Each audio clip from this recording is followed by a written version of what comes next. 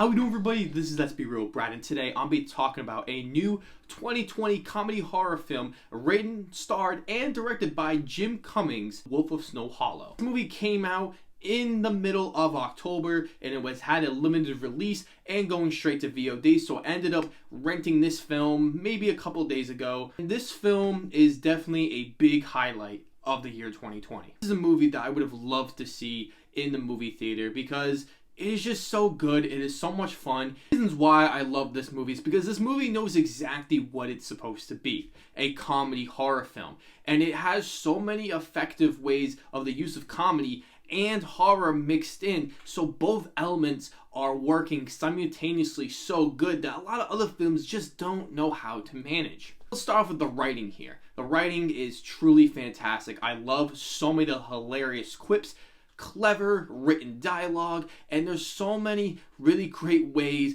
of using exposition to carry this movie forward, and I found that so entertaining. This movie is very fast paced, and I think it's due to really well written scenes that seem to go exactly the way it needs to go. There is barely any fluff in this movie, and so by the time you get to the end, you realize it was a short movie and everything was so effective up to that point. It's definitely one of my favorite scripts of the year so far, and Jim Cummings nails it in this film. And that is another thing about Jim Cummings. He is truly excellent in this movie. He is clearly the star of the show. I mean, he wrote it, he directed it, and he starred in it. His performance is so captivating. Every scene that he's in, I'm always laughing at his mannerisms, the way he interacts with the other characters, his ego that his character presents. It is all just so believable, and I love the way he just carries himself throughout the entire time. I had no idea who Jim Cummings was before I saw this movie, so seeing this movie now, I want to go back and see anything else that he starred in or even directed, because he sounds like a true upcoming talent. The story itself is very simple, as I was saying before,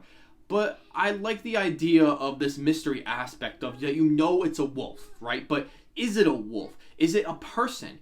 And so that is, I think, is such an interesting aspect that they go through, and they're like, no way, this is a wolf.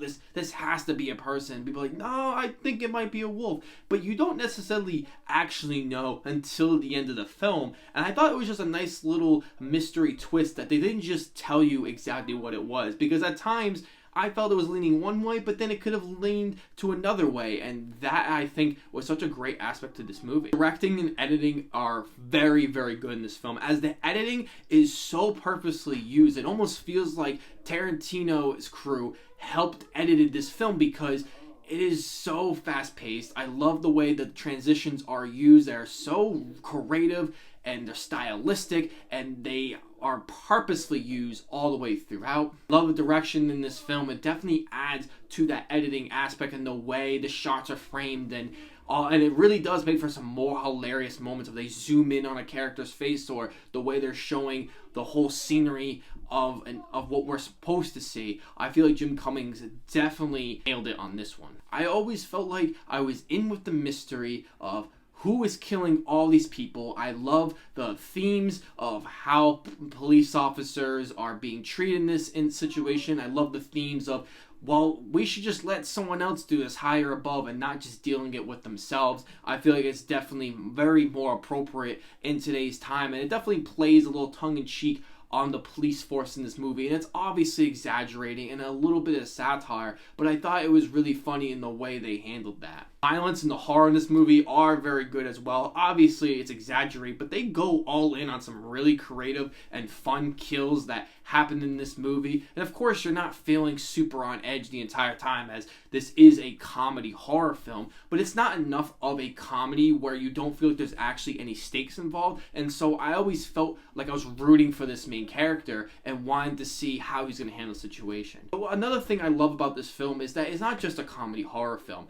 There's some really great and emotional moments that are seeped through this film of how we are as a people, and how we let work get into our heads, and that ego that we have as leaders, and not be able to listen to people below us. I think it's something that's very well developed and takes a really interesting route of how it affects his home life and affects him as a person and the things that he is dealing with on a daily basis.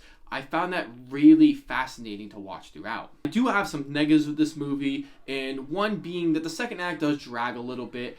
I felt as though that there is a stretch where nothing feels like it's really happening, and I know the point of it is to kind of give the audience a break, time to bring in those more character arcs being placed in the movie, and I understand that many films do have this, but I just didn't think that it was all super engaging in that stretch, maybe about for 10 to 15 minutes. It was definitely a little bit of a drop off for me to notice that while watching it. Don't love is when you find out the twist in this movie, it doesn't really connect to the rest of the film, and I understand that they're trying to go for something that you may not expect.